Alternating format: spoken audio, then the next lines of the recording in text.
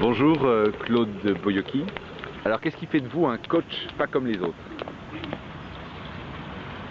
Si on prend la définition la plus classique, la plus répandue de la notion de coaching, et notamment de tout ce qui a trait au corps, au fait de se sentir bien dans son corps, dans sa tête, et qui renvoie à l'idée dans le coaching classique d'une performance, on pourrait croire, et c'est ce que la plupart de mes confrères font, on pourrait croire que le fait de travailler sur soi, ça renvoie à l'idée d'être plus performant dans tous les domaines de la vie. Bon. Ce qui me distingue de cette démarche-là, sans rentrer dans les détails, je ne suis pas en train de dire que tout le monde est mauvais dans ce domaine. Je dis que moi, je ne travaille pas dans cette optique-là.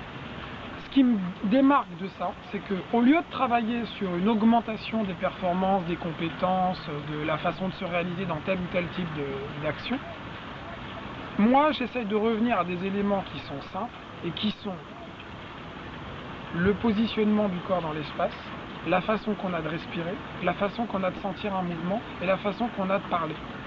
Donc de mieux vivre avec soi-même, donc d'être en bonne intelligence avec soi-même. Pour ça, j'ai convoqué des éléments que j'ai étudiés, que j'ai affinés, que j'ai simplifiés, c'est-à-dire que j'ai enlevé tout le folklore, tout ce qui me paraissait inintéressant, pour garder, et tout ça, ça m'a pris du temps évidemment, pour garder des éléments qui sont directement exploitables dans un entraînement régulier ou dans un exercice de soi en fréquence, c'est-à-dire plusieurs fois par semaine, à raison de, je sais pas, 4, 5, 10, 20 minutes, selon les séquences. Voilà. Et le travail en lui-même, c'est-à-dire le fait de s'entraîner, ça consiste essentiellement non pas à être bon en sautant à la corde, si je convoque un exercice de saut à la corde avec un élève, ou en faisant un mouvement postural, ou un mouvement circulaire, ou un dégagement énergétique, ou en travaillant sur des éléments plus ou moins précis.